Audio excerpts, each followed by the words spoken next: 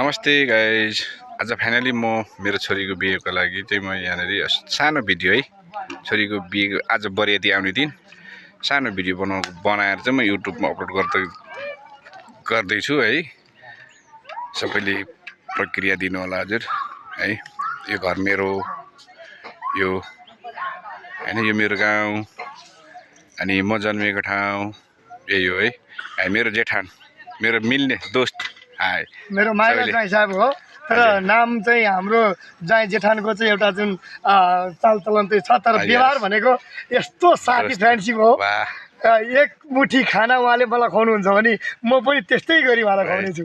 हाम्रो चाहिँ एकदम यो फ्रेन्ड चाहिँ एकदम जेठान र ज्वाइँको चाहिँ एकदम घनिष्ठ नाता छ है।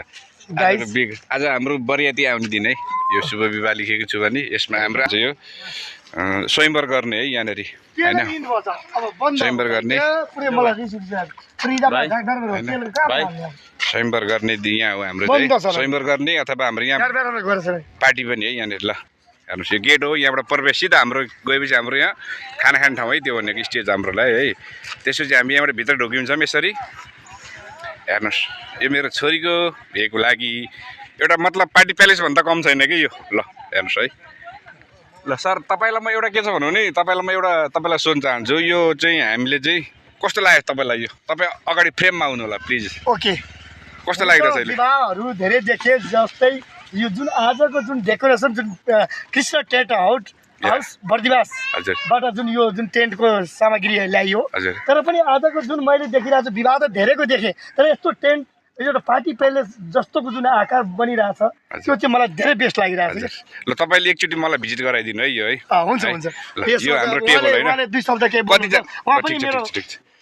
यो चाहिँ यसमा यो टेबलमा कति जना बसेर खान मिल्छ? यसमा जम्मा 7 जनाको कम्फर्टेबली भनेपछि यहाँनिर कति एक लोडमा कति जनाले चाहिँ कति 100 जनाले खान सकिन्छ यहाँनिर? एक लोडमा हाम्रो लगभग समथिङ 100 जना निक्लिन्छ। ल 100 जना हाम्रो पास निक्लिन्छ हैन। मतलब भन्नाले यो कुनै पनि पार्टी प्यालेस भन्दा कमी देखिँदैन गाइज हैन। कमेन्ट गर्नु होला प्लिज हैन। मेरो युट्युब च्यानल laliguraj.com मा सबैले फलो गरिदिनु होला। हजुरलाई कस्तो लाग्छ भिडियो है, एकचोटि कमेन्टमा चाहिँ लेखेर। अलिकति दुई शब्द मेरो दिलीप ब्रोले बोल्नुहुन्छ। अच्छा ठिक छ, कोही बात नहीं। म एकचोटि हाम्रो चाहिँ स्टेज है स्वयंवर गर्ने यहाँ हुनुहुन्छ हाम्रो दिदी सजाउँदै हुनुहुन्छ है। उहाँ हाम्रो दिदी हुनुहुन्छ।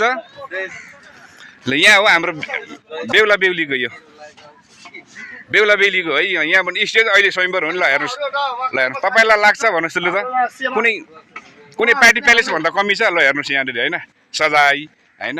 ल हेर्नुहोस् है कस्तो दामी। उहाँ हुनुहुन्छ हाम्रो कुकम्यान, खाना बनाउने दिदी हुनुहुन्छ, सिस्टर। अलिकति मुख खोल्नु नि दिदी प्लिज, खोल्नु न। लजाउनु हुँदैन नि त तपाईँको। हेर्नु भोलि अहिले एकछिनमा नेपालभरि विश्वभरि सबैले हेर्छन् मेरो साथीहरूले। ठिक छ, दिदी तपाईँ के भन्नुहुन्छ?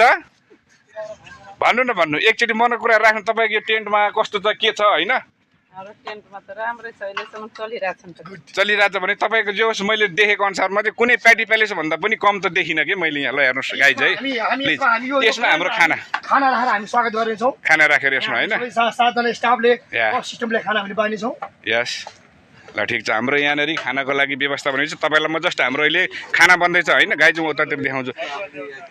एकदम मेरो मित्रता, एकदम दोस्त, नजिकको दाई भने पनि साथी भने पनि हुनुहुन्छ हाम्रो दिलीप दाई हुनुहुन्छ। दाइ हजुरलाई स्वागत छ है। नमस्कार, धन्यवाद मेरो ज्वाइँलाई। हजुर। अनि दाइ हजुरको मेरो युट्युब च्यानल हजुरलाई परिचय पाऊँ है।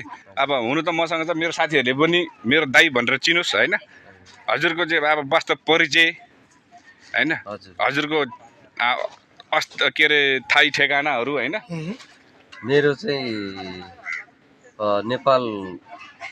नेपाल बर्दिवास महोत्तरी है। हजुर दिलीप सुनचाँदी पसल मेरो चोकमा छ।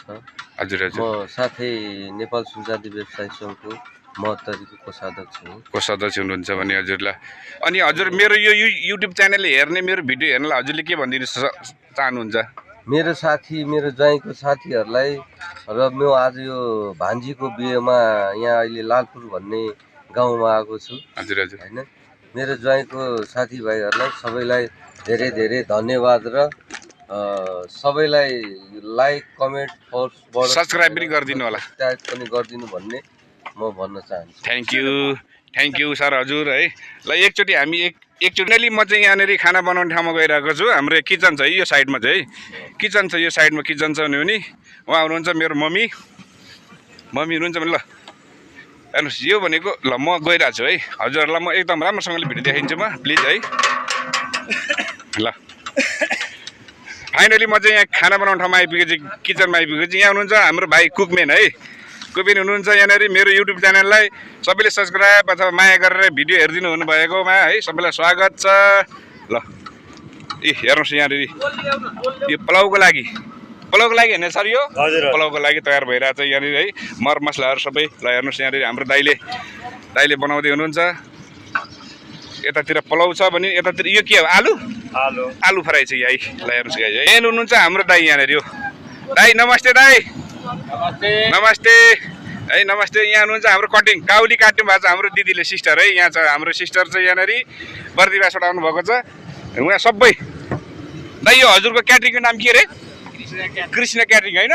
ल कृष्ण क्याटरिङहरू यो हजुरहरूलाई चाहिन्छ भने सम्पर्क गर्दा हुन्छ है मसँग। उहाँ मेरो दाइ हुनुहुन्छ।